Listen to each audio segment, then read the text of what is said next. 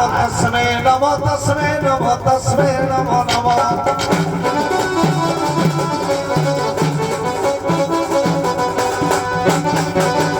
আজি শুণ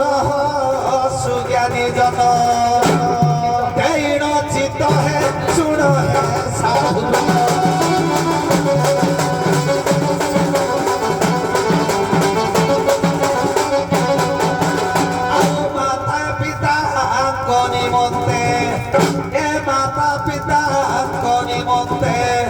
सर्वे साधित है सुन है विज्ञापन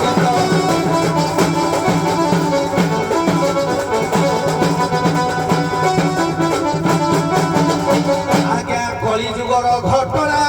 सुन पंडिते करतु घेना पंडिते करतु घेना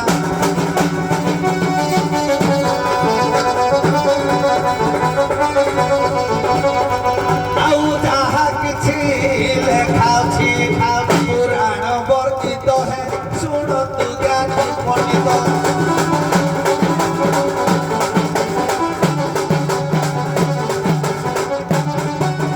आज्ञा थिले से शंकराचार्य कली जुगे धर्म कार्य कली जुगे विभु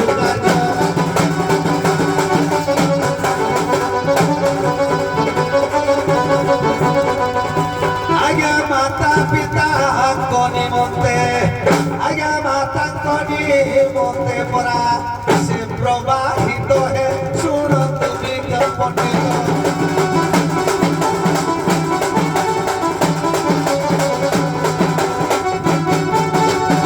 आज्ञा शिव गुरु अटे पिता विशिष्टा जे तांको माता विशिष्टा जे तांको माता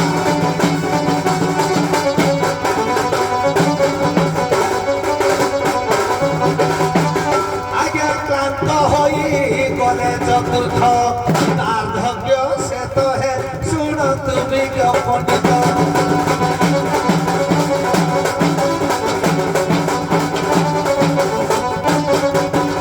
आज्ञा तांको पाए नदी प्रवाहे मिले अवधि प्रवाहे मिले अवधि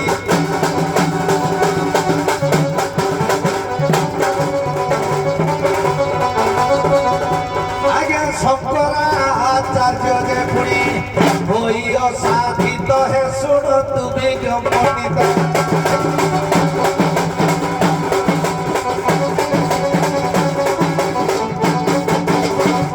आज्ञा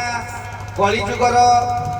जने धर्मपरायण से होती शंकराचार्य जे विभु कार्य सदा सर्वदा रत तांकर पिता हेले शिवगुरु माता हेले आज्ञा विशिष्टा विशिष्टा जिते बड़े रोगाग्रस्त हेले तांकर स्नान शौच एवं शरीर आरोग्य पाई गोटे नदी की से बारी तल को डाकी आनी सेटा कौ बही कौन भगवान अच्छी किंतु नदीटार ना समका बोली कहती आउ तार अन्य गोटे भी ना अच्छी पिता किंतु शिवगुरु माता विशिष्टा शंकराचार्य नदी प्रवाहित करते हो आपंकर तो आज्ञा बाबू अवश्य जानिकी ना भूली जाऊँगी आलबाई हूँ नदी नदी ना हूँ आलबाई और छाड़ आम पर्याय को जीवा सत्य जुग और त्रेतया जुग दीटा कहानी कहना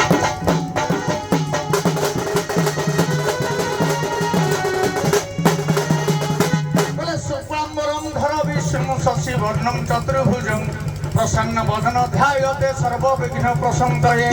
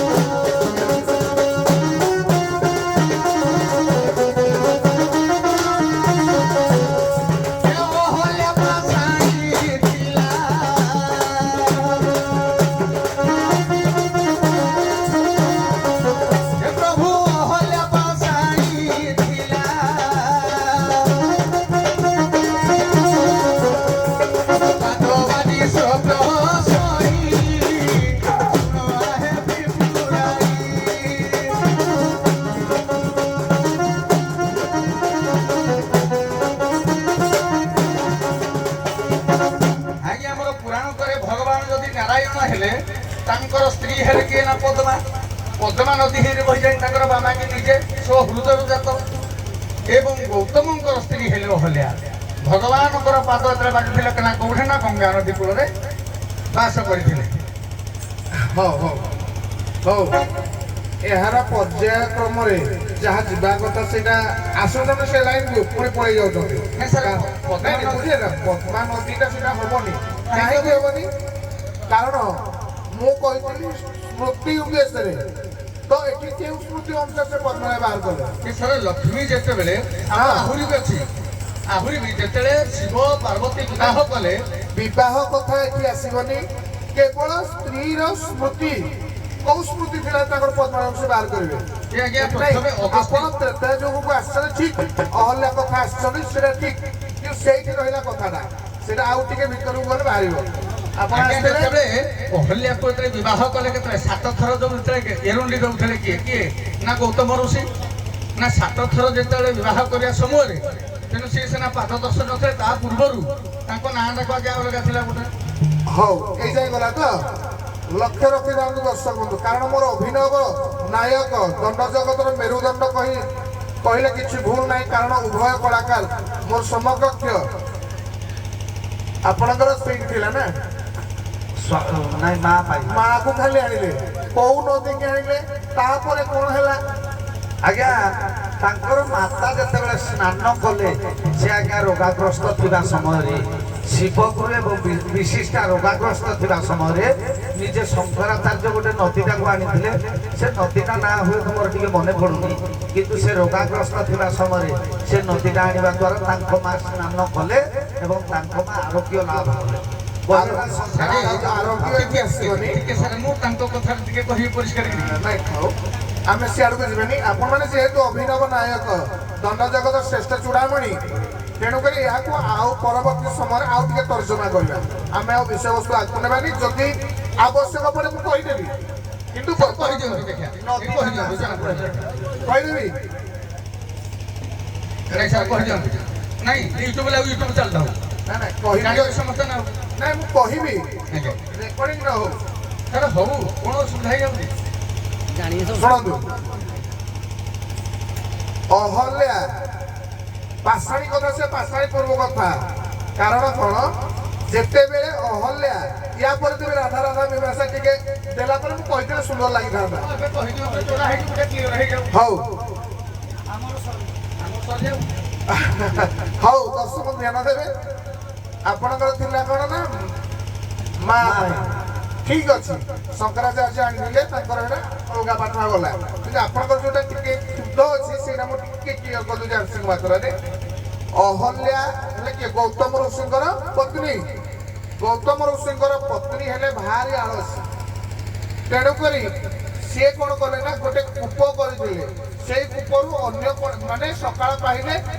ଅହଲ୍ୟା ପ୍ରଥମେ ପାଣି ଆଣନ୍ତି କିନ୍ତୁ ସେହିଦିନ ସେହି ନଗରର ଜଣେ ଲୋକ ପାଣି ଆଣିଥିଲେ ବୋଲି ସେ କୋପ ଦୃଷ୍ଟି କଲେ ତେଣୁକୁ ସେ କୂଅଟାକୁ ଶୁଖେଇ ଦେଲେ ସେ ଯୋଉ ଶୁଖେଇ ଦେଲେ ସେ ଅଞ୍ଚଳବାସୀ ହାହାକାର ହେଇଗଲା ତେଣୁକରି ଗୌତମ ଋଷି ଯାଇକି ଶିବଙ୍କ ପାଖରେ ତପସ୍ୟା କଲେ ତାଙ୍କ ତପସ୍ୟାରେ ସନ୍ତୁଷ୍ଟ ହେଲେ କିନ୍ତୁ ଶିବ କହିଲେ ମୋ ତ ମସ୍ତକରେ ନାହିଁ ଗଙ୍ଗାର ଖରସ୍ରୋତା ମୁଁ ତ ସମ୍ଭାଳି ପାରିବିନି ତେଣୁ ତୁମେ ଗଙ୍ଗାକୁ ଯଦି ସ୍ମରଣ କରିବ ଯଦି ସେ ସନ୍ତୁଷ୍ଟ ହେବେ ତାହେଲେ ସେଟା ତୁମେ ବୁଝିବ ସିଏଠୁ ଗଙ୍ଗା ପାଖରେ ଯାଇକି ତପସ୍ୟା କଲାରୁ ଗଙ୍ଗା ମାନିଲେ ନାହିଁ ଇଏଠୁ ଉତ୍କ୍ଷିପ୍ତ ଜଣେ ମହାବୀର ଭାବରେ ବାଣ ପ୍ରସ୍ତୁତ କଲେ ବାଣ ଭୟରେ ଗଙ୍ଗା ତାଙ୍କ ତପସ୍ୟାରେ ସନ୍ତୁଷ୍ଟ ହେଲେ ତାପରେ କହିଲେ ଠିକ ଅଛି ତୁମେ ଚାଲ ସେ ଯୋଉ ଆସିଛନ୍ତି ପଛେ ପଛେ ଆସିଛନ୍ତି ସେ କୂଅ ପୂର୍ଣ୍ଣ ହେଇଥିଲା ସେଇ କୂଅରେ ଶୁଷ୍କ କୂଅକୁ ଗଙ୍ଗା ନଦୀ ଆସିକି ପ୍ରବାହିତ ହେଇକି ସେଇ କୂଅରେ ସେ ରହିଥିଲେ ମାନେ ପାଣି ସେଇ ଦିନ ଠାରୁ ମାନେ ସେ ଅଞ୍ଚଳବାସୀ ସମସ୍ତଙ୍କର ଯୋଉ ହାହାକାର ମଚିଥିଲା ସେଇଠି ସେମାନେ ଚଳପ୍ରଚଳ କରିଥିଲେ ମୋ ଟପିକ ଥିଲା ଏଇଠି ଯେ ନଦୀ କୁଆଡୁ ଆସିଲା ଜଣେ କେମିତି ନଦୀ ଆଣିଲେ କଣ କଲେ ସେ ନଦୀ କେତେ ୟା ପରେ ଆହୁରି ଗୋଟେ ବି ଅଛି କେମିତି ନଦୀ ରହିଲା କେତେ ଦିନ ଯାଏ ରହିଲା ତାପରେ କଣ ହେଲା ତାପରେ ଦେଖିବା ପରବର୍ତ୍ତୀ ପର୍ଯ୍ୟାୟରେ ଶଙ୍କରାଚାର୍ଯ୍ୟ ବାବୁ ଆମର ଠିକ କଥା କହିଛନ୍ତି ଶଙ୍କରାଚାର୍ଯ୍ୟ ଯେତେବେଳେ ମାଙ୍କର ଦୁରାବସ୍ଥା ଅଥତ ସ୍ନାନ କରିବାକୁ ଆଉ ଯାଇପାରେ ନାହିଁ ଯୋଉ ଖରାପ ତେଜ ସ୍ପର୍ଶ ହେବା ଦ୍ୱାରା ଆଉ ଆଲୋଚନା ନାହିଁ ନାଇଁ ସାର୍ ନଦୀର ନାଁ ହଉଛି ଆଲବାଇ ନଦୀ ଯାହା ବି ହଉ ନାଇଁ କିନ୍ତୁ ଆଲବାଇ ନଦୀଟା ହଉଛି ଆଲବାଇ ନଦୀ ଆମର ପୁରା ପରିଷ୍କାର ଲେଖା ହେଇଛି ଶଙ୍କରାଚାର୍ଯ୍ୟ ଆପଣଙ୍କର ଗ୍ରନ୍ଥରେ। ଭ୍ରମ ସଂଶୋଧନ ପାଇଁ ଏଇ ଟପିକ ଏଇଠି ରହିଲା, ପୁଣି ଆଉ ଥରେ କୋଉ ମଞ୍ଚରେ ପୁଣି ପୁନର୍ବାର ନାଇଁ ସେଦିନ ମୁଁ ଏଇ ଉତ୍ତରଟା କହିଥିଲି ଆପଣଙ୍କୁ, ସେଦିନ ବି ସେଇ ଉତ୍ତରଟା କହିଥିଲି ନା ନାହିଁ ଆପଣ? ସେଇ ଉତ୍ତର କହିଥିଲେ ଯେ,